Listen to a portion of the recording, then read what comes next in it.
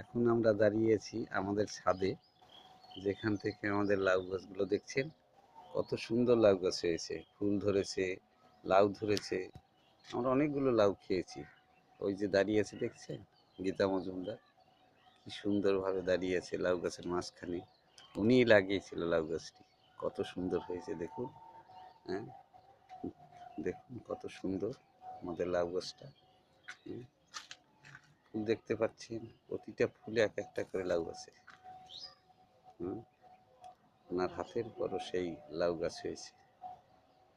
আমরা প্রতি বছরই লাউ গাছ তোলার চেষ্টা করি, কিন্তু আমরা ছাদে তুলতে পারিনি, এবছর তুলেছি। খুব সুন্দর হয়েছে লাউ গাছ। এবার লাউ জালি এসেছে, আরও অনেক ফুল ফুটেছে। দেখি কি হয় লাউ গাছটাকে।